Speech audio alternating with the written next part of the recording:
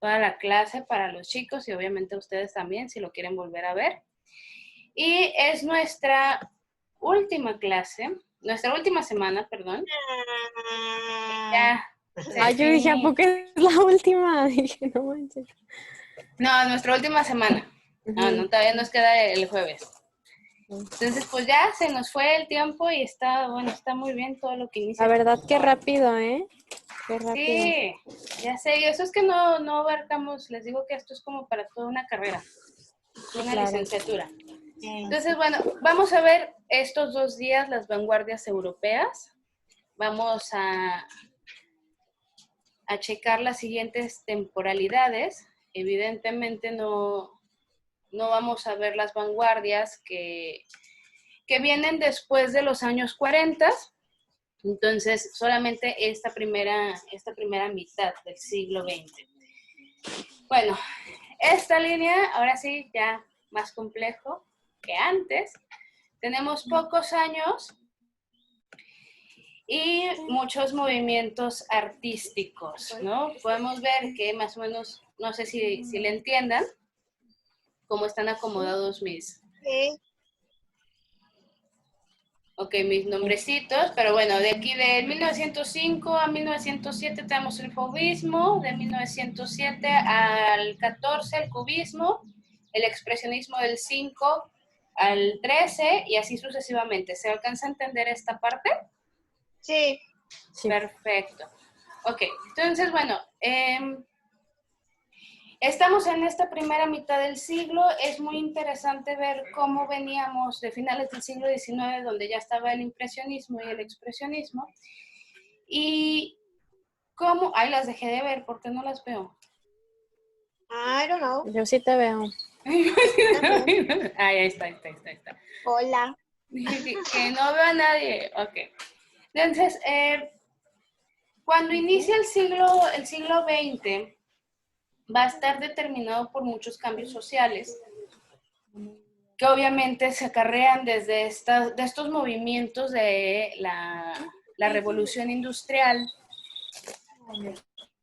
Y lo que va a tener que ver, o sea, lo que va a tener que ver en derredor de las vanguardias van a ser las 2 guerras, ¿va?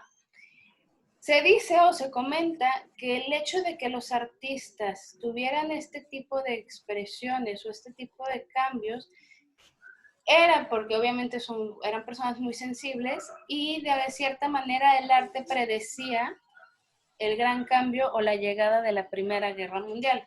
La Primera Guerra Mundial va a empezar aquí en 1914 y va a terminar en el 19, ¿va?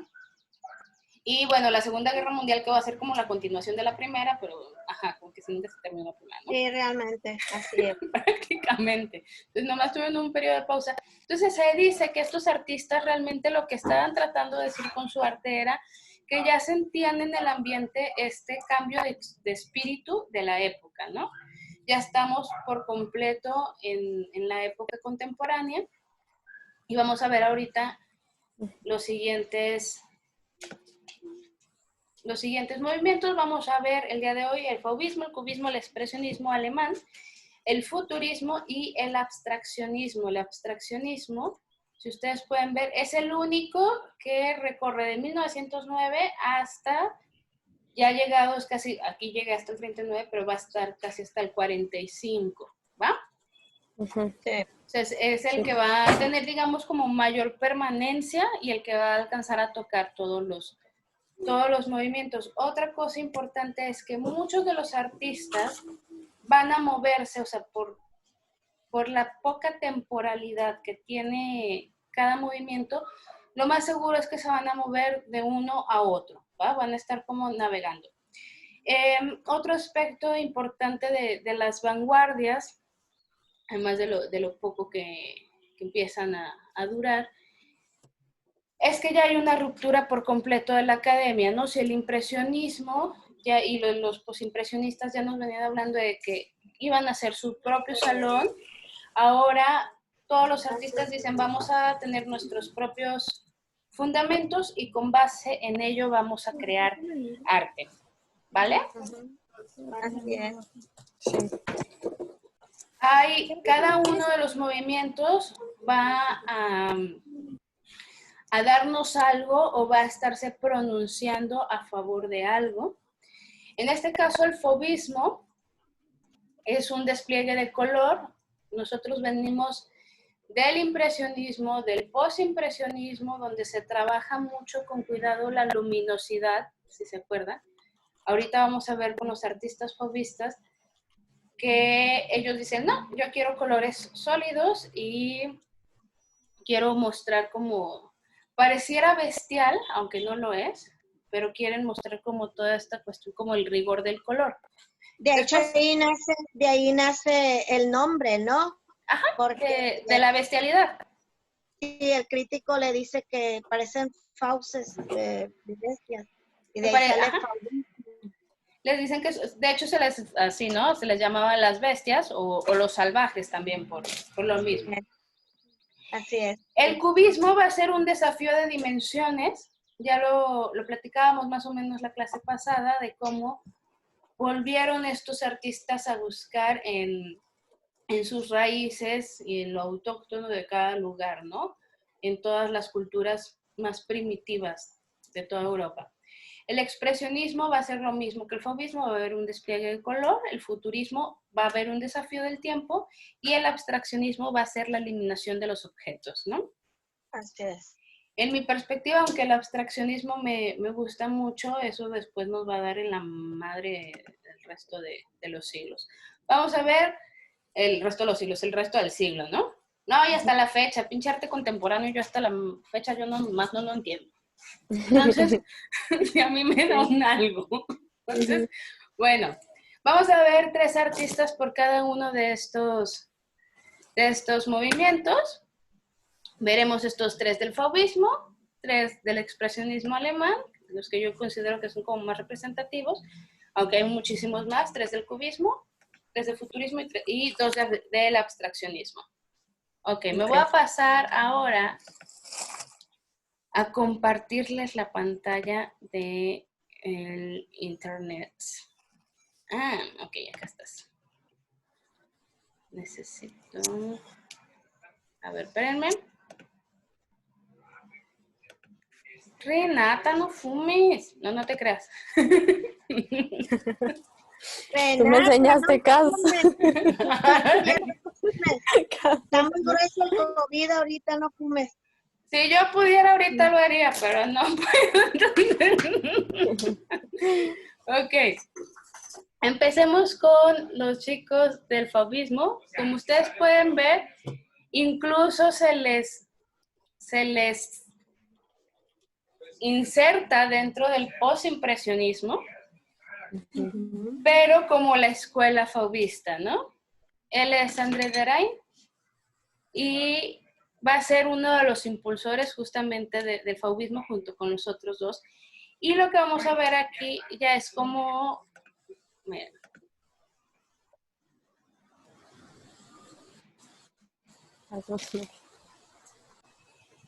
Evidentemente hay algo que nos dice todavía que estamos cerca a Van Gogh, por ejemplo. ¿Se acuerdan de aquellos arbolitos que vimos de Van Gogh? Ok, aún estamos como cerca de ellos. No hay como el césped, el modo de pintar el césped. Exactamente.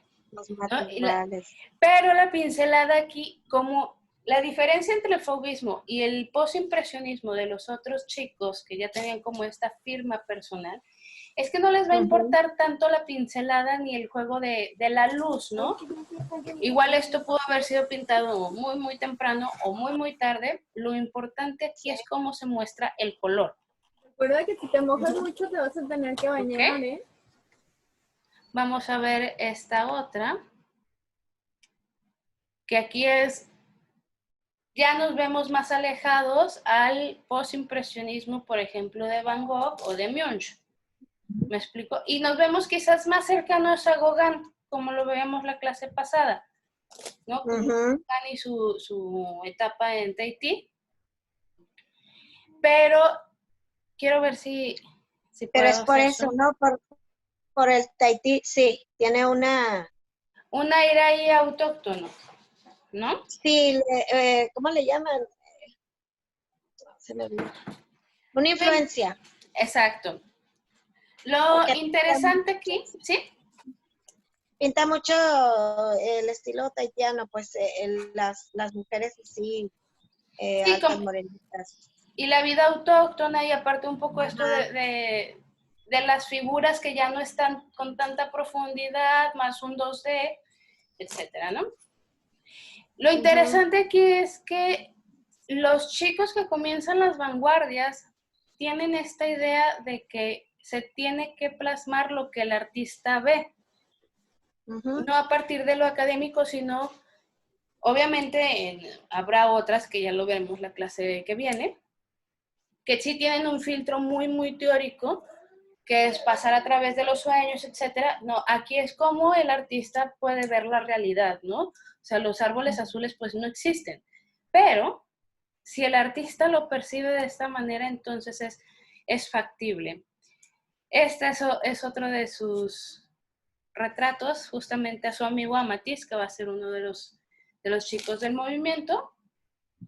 Y lo que podemos ver también es que el academicismo termina, o sea, simplemente con este juego de sombras, que si nos alejamos evidentemente va a tener mucho sentido, pero que si nos acercamos pareciera que no tiene sentido si hablamos desde lo pictórico, Ajá. ¿no? Desde la regla de cómo se debe de pintar y cómo se debe representar la realidad, ¿no? Porque justo es contra todo lo que van.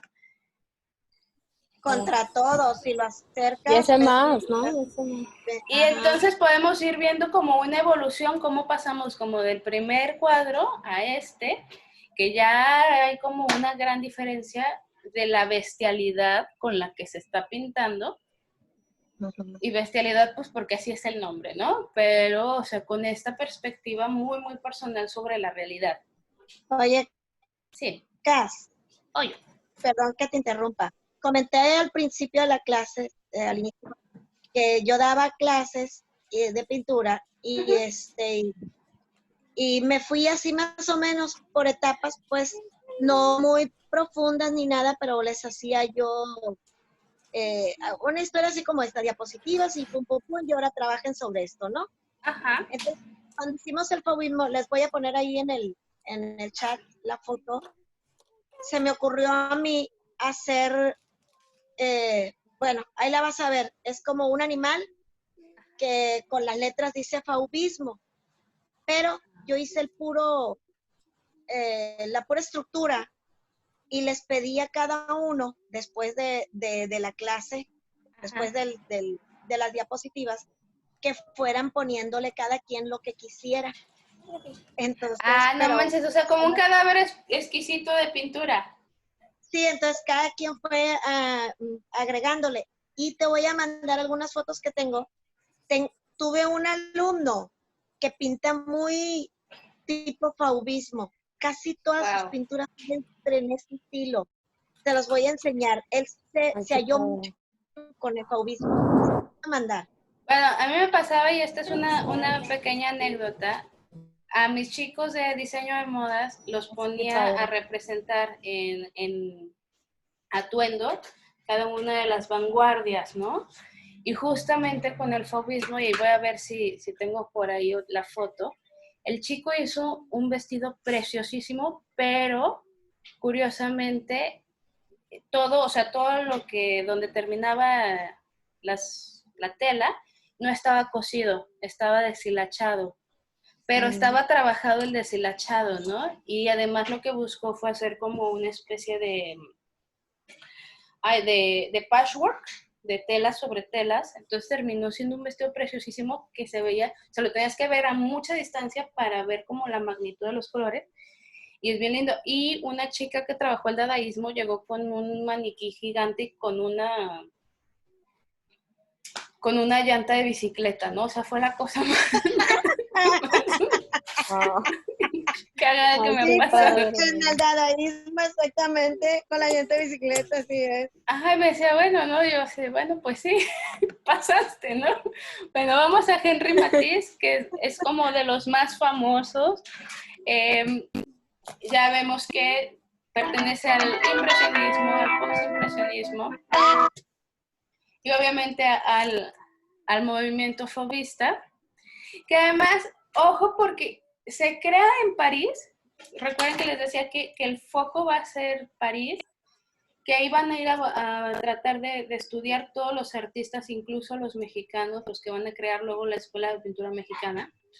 Pero el fauvismo tuvo muchísima resonancia en los países eslavos como Rusia. En Rusia el fauvismo fue así como de wow, ¿no? Y bueno, vamos a esta que es como una de las pinturas fauvistas por excelencia de Matisse, que es la mujer con sombrero, que lo más fascinante es su abanico, así como el mío, de florecitas. Y el detalle que tienen de esta mujer, como todavía entrada como en el decimonónico, o ha de ser, sí, de esas mujeres que seguían con la moda de antes, muy, muy Belle Époque. Pero como cambian, por ejemplo, los colores que están en el rostro, ¿no? Ya lo veíamos con la pintura pasada, con estos retratos.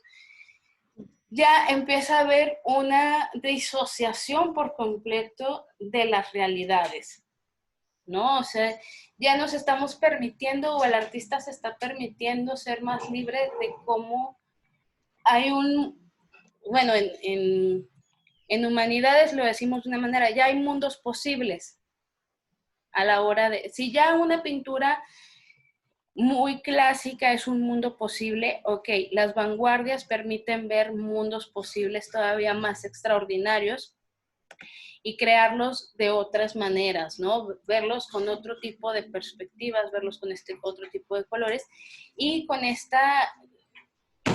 este juego de la dimensión, ¿no? Que obviamente el cubismo va a ser quien lo lleve como a su máxima expresión, pero si ustedes lo ven, no hay un sentido de dimensionalidad como tal.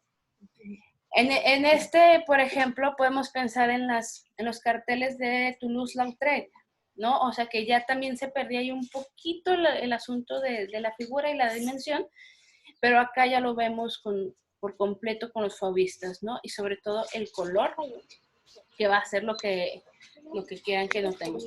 Esta es por completo posimpresionista, no tiene mucho que ver con el fauvismo. Pero los tonos. Esta me encanta porque... Todo el azul, ¿no? ¿Está acá? Sí, claro. Que son tonos más fuertes, ¿no? Pero esta, por ejemplo, o sea, bien, podría pintar mi sobrino, pues. En el fauvismo predominan mucho el azul rey, el naranja y el amarillo. Ajá, y el rojo también, ¿no? O sea, todos estos colores que sean primarios. El trabajo de los fauvistas va a ser siempre con los colores primarios y qué bueno que lo mencionas porque van a utilizar los colores, el blanco o sus paletas en blanco va a ser solamente para destacar la luz. Entonces, pero esta me encanta porque es como de... Y de aquí, de estos movimientos, muchachas, nace la idea de que cualquiera puede ser artista, pero no. Pero el asunto es que, y Picasso lo decía, ¿no? O sea, usted tiene una idea de cuánto tuve que estudiar yo para hacer este gato horrible, ¿no? O sea, sí. Eran personas que habían estudiado la academia para poder romperla. Entonces, bueno, vámonos con Maurice de Valmink, que es el otro artista con el cual Matisse, y se me va siempre ahorita les digo el apellido. Derain es quien empieza en el movimiento fauvista, y aquí ya por completo, como pueden ver, o sea, no solamente es el cinismo con el que se está pintando, sino el cinismo también de aquello que se pinta, ¿no? O el sujeto de estudio de los artistas. Vemos esta otra. Crayolas de cera a un niño de kinder. Sí, ¿no? Y Nomás porque no vamos a ver como las segundas vanguardias que son las de posguerra, pero hay un documental que se llama ¿Quién chingados es Jackson Pollock? Y es de una mujer trailera que se encuentra un Pollock. Entonces ella dice, es que es una mierda, es muy feo. Entonces dices, pues sí, es que sí es feo, ¿no? Entonces, ese Bueno, tipo a mí este sí me gustó, ¿eh? Ah, Este sí sí. me... Pero el que vimos de Matiz, donde están donde están los arbolitos, es como de dude, todo se vale. Recuerden que el Me arte es parecen subjetivo. hechos, te digo, parecen hechos así como que a lo loco y como juego, como de kinder, pero si ya los analizas, o sea, si tienen bien sus luces, sus sombras, si tienen estudio, pues, si Sí, tienen sus, viste, los colores aparentemente están hechos a lo loco, pero no, pero no, tienen todo tienen un su, sentido, ¿no? Aquí sabemos, simplemente en este cuadro sabemos que el foco acá está y de este lado iba la sombra, ¿no? O sea, cuando el modelo se sentó, tenía la luz, ya sea o de la lámpara, porque ya empezaba a ver luz, o no es cierto, es el 1900. Al menos tenía la vela de este lado, ¿no? y luego también buscan mucho que se note el trazo, ¿no? Que con el que están trabajando, o el Justamente. palazo, en el caso de los óleos. Hay una cosa, por ejemplo, y qué bueno que toman esto en cuenta, porque justamente con el caso de Jackson Pollock, era de, bueno, uno puede hacer una réplica, por ejemplo, de un Rubens o de un Vermeer, pero intenta hacer una réplica de un Pollock, ¿no? O intenta hacer una réplica de los fauvistas. Es mucho, muy complejo. De hecho, de Pollock es ridículo, o sea, no se puede hacer una réplica. Es absurdo. Llegar a hacer una réplica de estas pinturas de las vanguardias es casi impensable, ¿no? Por la manera en que cada artista va a pintar y el tipo de trazo que cada artista va a utilizar. Porque están lejos de la realidad, pues es más fácil que pintes la realidad.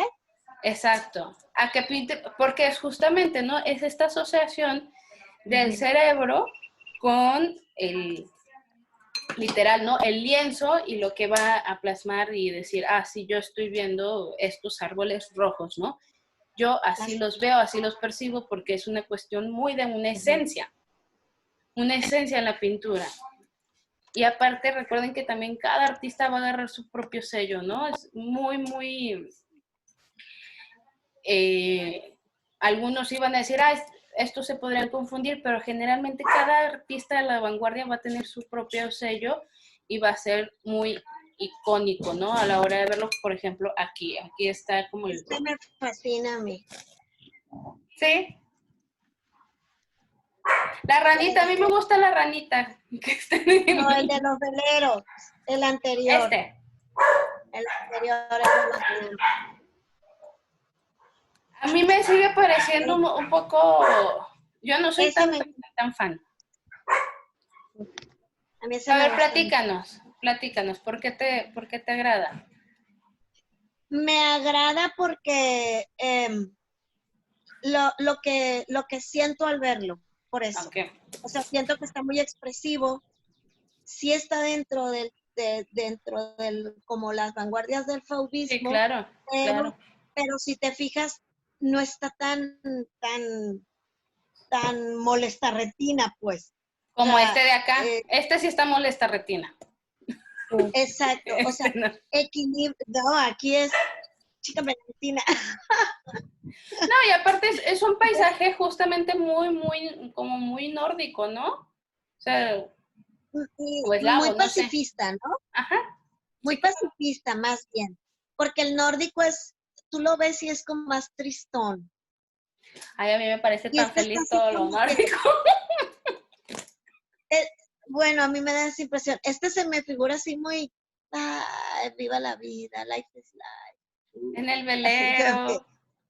Como que Hakuna Matata, ¿no? Así, como sí, para ahorita, tranqui. Como para estas épocas. Sí está tranqui, o sea, se ve que lo están pasando tranqui, pero bueno, Ándale. Entre o sea, si este fijas, tipo de fauvismo, no, o sea, como entre este tipo de fauvismo y este otro tipo de fauvismo, prefiero un poco más ¿no? Pero yo insisto, todo es subjetivo. Ay, no nos tiene que Ah, gustar. no, como fauvismo sí, pero como cuadro para mí, por ejemplo, yo escojo Ah, el ya. otro. Ya, claro. Sí, no, tener en la Como para sala, pues tenerlo en mi bueno, es casa. como pedirle a la gente que se vaya, ¿no? Pero Exacto. Y sí, el otro es como, ven, acuéstate, duérmete, relax.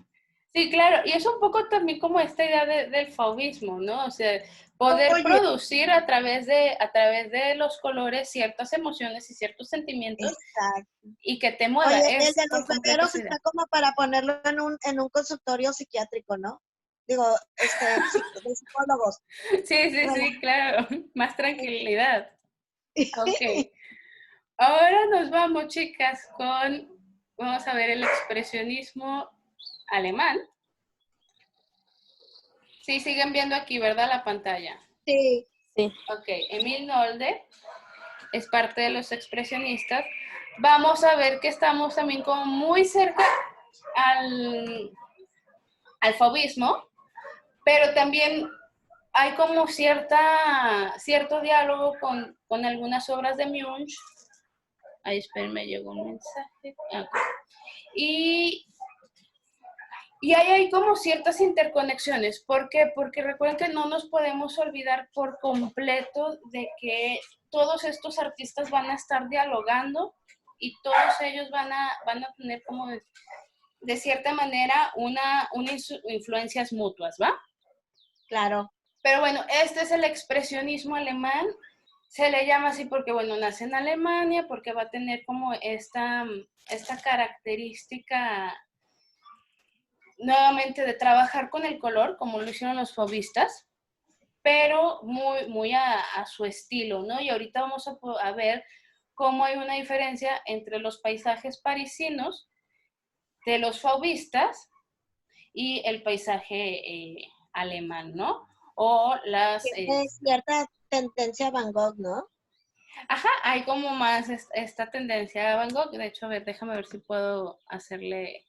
Y aparte estamos hablando como del Van Gogh de los girasoles. Sí, el primero. Ajá. Entonces, miren, vámonos más para acá. Por completo hay Cuando no un se le diálogo bajara la también, chaveta. justo, ahí con la noche estrellada. Ujú. Que a mí me hace más Ay, referencia, no. obviamente, al fauvismo, pero aquí hay una delimitación de la figura humana, ¿no? Y incluso nos habla ya también de la ilustración, como lo veíamos, les digo, con los chicos que hacían los carteles. Ujú. Ajá, de cómo se Es trabaja. acuarela, ¿verdad? No, según yo es óleo. Ahorita Parece acuarela. mira, vámonos al... Ahorita te digo. ¿Los entramos en oro? Los paganos, ok. Ay, Ay, no me dice el tipo de... Pero no, según yo, acuarela no es, ¿eh? Es óleo. Este no, el anterior. Ah, este sí. Sí, pero por completo. Ujú. Sí, no, el otro, y miren, como con la acuarela puedes jugar a diluir aún más los pigmentos. De hecho, es algo que también se puede hacer con el óleo y con esta madre, el aguarrás, para poder hacer como estas líneas que se disuelven. Ujú. Pero es sumamente complejo trabajar no digo que no lo hubieran hecho, pues, o sea, sí, pero esto se nota que es acuarela, ¿va? No que es óleo trabajado con aguarrás. Ujú. Ok, este es óleo, pero vemos cómo trabajan un poco diferente la temática, ¿no? A diferencia de los chicos fauvistas. Hay ahí como una cercanía con otros artistas alemanes en estas cuestiones como de, bueno, cómo trabajas la cuestión de las emociones, del yo, tal. Aparte de estos chicos vienen directo del romanticismo alemán que fue muy fuerte para ellos, ¿no? O sea, Mientras los parisinos sí tuvieron de todo, o sea, y en Francia hubo como más como movimiento cultural, no, los alemanes venían como de una cultura un poquito más cerrada y que además va a estar en el ojo del huracán en estas fechas, ¿no? O sea, vamos a vernos ahí como en dificultades con las guerras. Y aparte es eso, o sea, empiezan a ver cómo se empieza a mostrar el ambiente bélico, ¿no? Y ya estamos aquí con Ernest Lubin Kirchner. Ahí voy con mi alemán, muchachas. ¿Estás aprendiendo alemán, Cas? No, pues ya lo hablaba, pero lo perdí con la meningitis. Mi triste historia. Ay, no manches. Yo apenas me metí al suplicio. Ay, no, nein. Ich bin kaputt y ya. Bueno, ok. Entonces, veamos cómo este tipo de figuras, y lo decía un profesor cuando yo estudiaba en la universidad, ¿no? O sea, cómo este tipo de figuras que son un poco más, digamos, agudas, nos hablan de cómo la gente está pensando y cómo quieren expresar lo que viven a su alrededor, ¿no? O sea, por más lindo que nos pudiese parecer, no es la misma lindura que podríamos haber visto en el impresionismo. Hay un cambio social, ¿no? O sea, de esto nos está hablando justamente la vanguardia. Quiero ver si hay aquí las pinturas más bélicas. En su mente. Exacto, ¿no? Y es que al menos los alemanes lo van a estar viviendo muy difícil en esta época. Es un poco antes de entrar como a esta depresión previa a que empieza la Primera Guerra Mundial. Ahí se les nota la depresión en los tonos. Y que después también lo vamos a notar un poquito con Van Gogh, con Picasso, ¿no? También sus momentos depresivos. Cas, hi. En su periodo Una azul. duda. Sí, Moni. Bueno, tengo una pregunta existencial. Digo, Amamos yo quisiera aquí saber, esas. en buena onda, hablando de este tipo de Movimientos. corrientes, yo quisiera saber cómo se pone de acuerdo la academia o alguien, el mercado, yo qué sé, para definir quién es un genio y quién es un niño pintarrayas, o sea cómo se genera algo de valor, cómo se enjuicia el arte.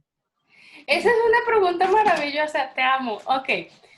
Y justamente esa pregunta siempre empieza cuando empezamos a ver las vanguardias y justo porque empiezan estas ideas de, bueno, ¿qué es arte? ¿Qué no es arte? ¿Y quién demonios nos dice que esto, por ejemplo, lo voy a pagar en 50 millones de euros, ¿no?